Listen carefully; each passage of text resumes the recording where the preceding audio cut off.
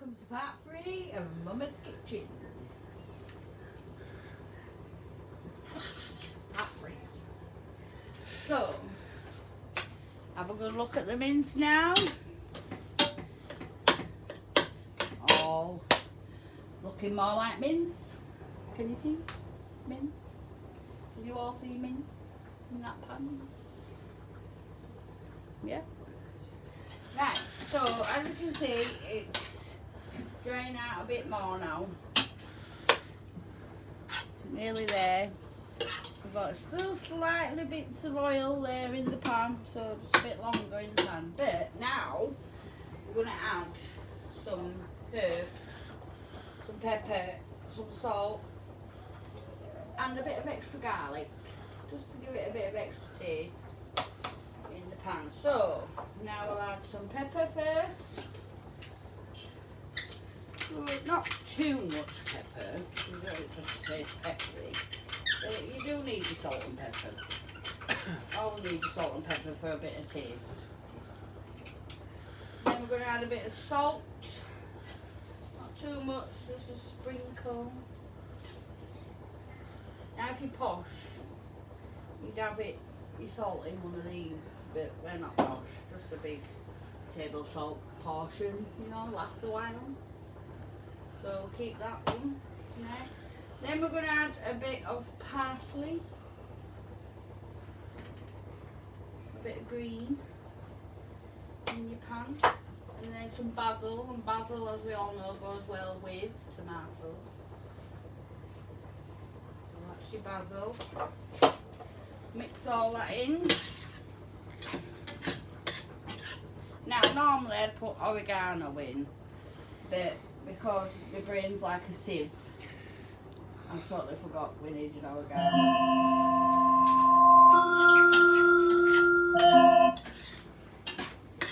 So no oregano, but normally I would have oregano in the bolognese.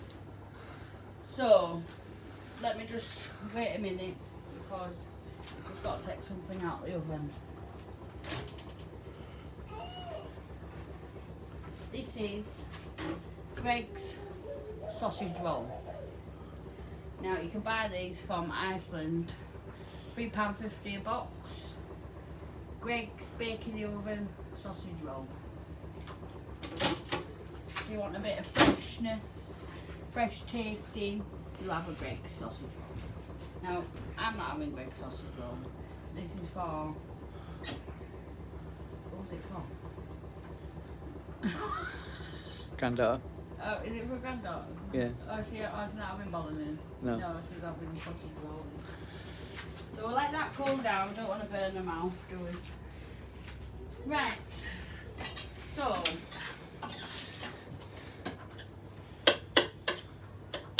back to the bolognese. Right. Is any of the fat gone yet? Nearly. Nearly gone. Right, now we're going to add a bit of garlic puree. Just for an extra taste of garlic. Can't go wrong with garlic, can you? You don't need loads, just a bit. Bit of easy, squeezy garlic. No chopping, no messing about, just a bit of squeezy garlic. Can't be bothered. Get squeezy garlic. Plonk it in your pan.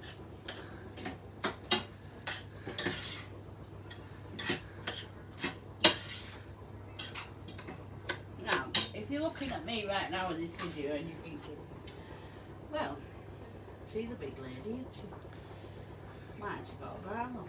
Well, who wears a bra when they're at home? What's the first thing you do as a woman when you get through that door? Take your bra off. Who wants to be cooking, slaving over an oven with a bra on? Not me. So, say what you like. I'm not wearing a bra.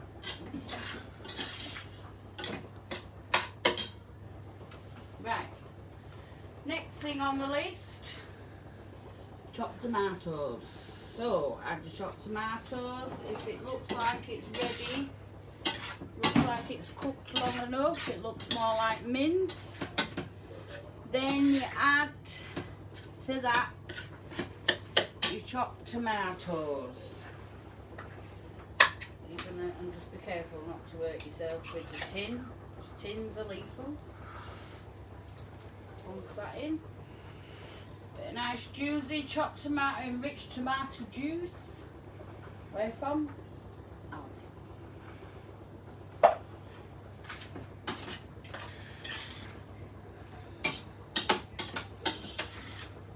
Mix all that in.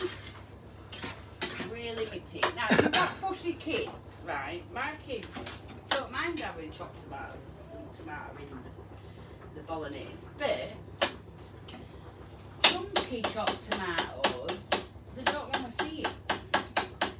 So you spend your time chopping the tomato into the mince, so you're disguising that chopped tomato, and then they'll eat it. Our kids are fussy. They don't. If there's anything you want to add to a bolognese, like mushrooms or whatever, puree it down, mix it down, disguise it in the bolognese. They don't know they're having it. It's just it's in there, but it's disguised. Right. So you let that cook for a bit, so you can mush down the chopped tomatoes just a bit longer. So. Before you add anything else, but you don't want to show any signs that there's any chopped tomatoes in there. Now, if you were just myself, my husband, I wouldn't be bothered if I could see chopped tomatoes in it. But kids, as we all know, are very fussy eaters. Or some can be fussy eaters, and as I know, mine are fussy eaters. So we want to make sure we don't see it. It doesn't exist in the pan. You know it exists. Everybody else knows it exists.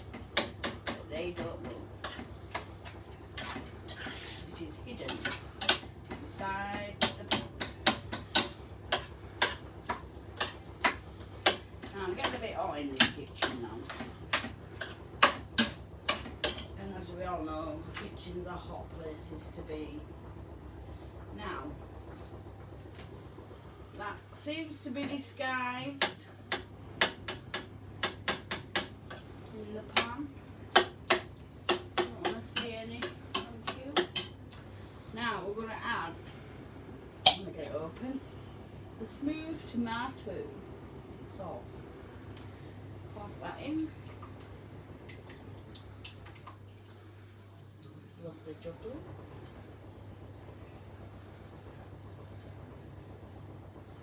Now, if you're looking at my cooker and you think, oh, they're mucky, aren't they? You know, what's happened here?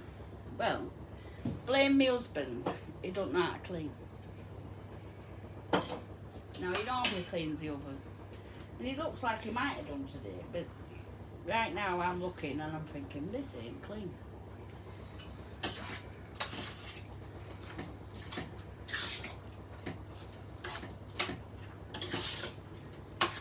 Now, I buy 2 tins, well 2 jars. I don't necessarily have to use 2 jars, but it depends how tomatoey you want your bolognese. Now, I will add slightly a bit more bolognese sauce, so it's a bit more tomatoey, right? And then I'll save this jar in the fridge. Can only save for about 5 days. Sealed in the fridge, but you might not want another bolognese in 5 days time, so in between that time you could add this to a bit of pasta and a bit of cheese on your pasta, a bit of sauce, and it's just a quick easy meal. Pasta, sauce, a bit of cheese, and then it's not going to waste then, so you're not ending up throwing the full jar or half the jar away. So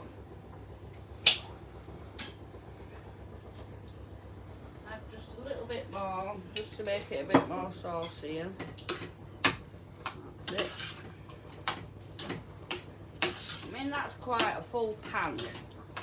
You might not need that much. If there's only 3-4 of you, you're only going to need 1 pack of mince, 1 jar of sauce, a couple of bits here and there. If you've got a big family, you need a good amount. Right, now, I always add a bit of Worcestershire sauce, Leon Perrins, any Worcestershire sauce, you don't need to be specific on the brand. This always gives the bolognese a good taste. So you add a splash of that.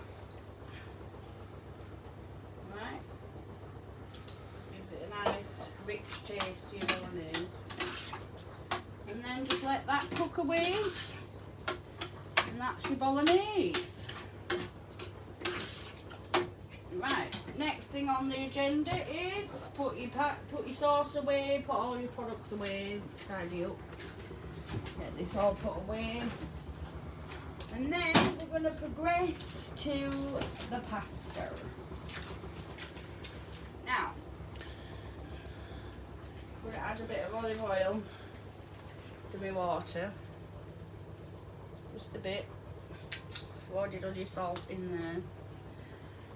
And then we're going to turn that up a bit so it's boiling nicely. Open your pasta.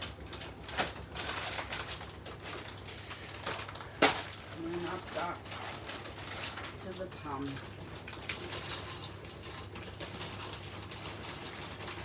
Not too much, because remember 2 of us are having pasta, where the rest are having chips.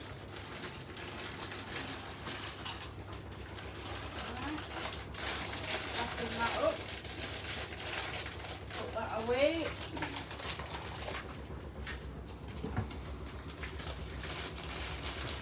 My massive pasta cupboard. Move all this out of the way.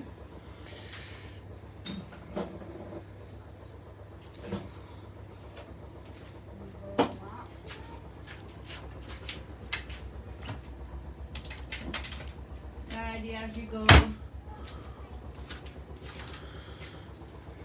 Rid of all your rubbish.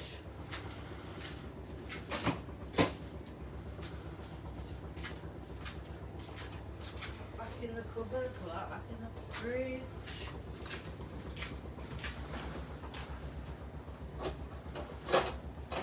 Oh, I think we do have some parmesan. Hopefully, it'll be fine. Parmesan, Italian, Parmesan, Parmesan. Not many people like Parmesan cheese, but I do. Now, so I better chop this sausage roll up and not stir my pasta, Don't want it sticking, do I? Give that a good mix.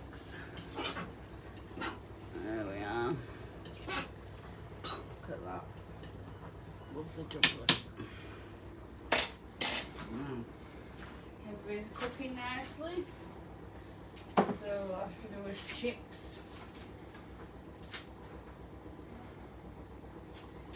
Looking hot. Oh, sausage roll.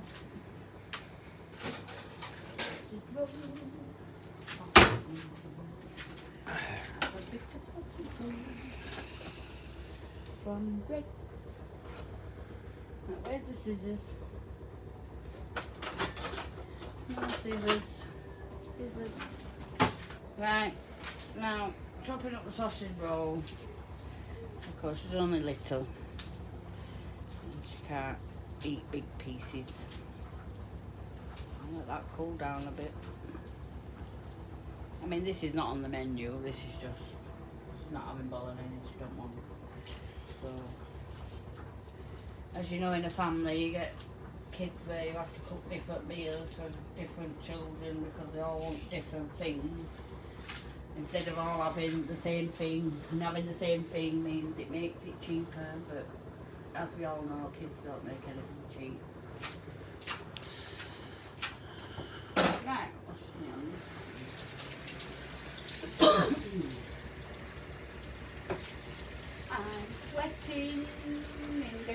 kitchen. Cause it's hot in the kitchen tonight. I'm sweating in the kitchen. Cause it's hot tonight. In Mama's kitchen. Come to Mama's kitchen. Right. Let that cool down. So, I'm gonna go now. And I'm gonna go have a cigarette. And we'll come back for part 4.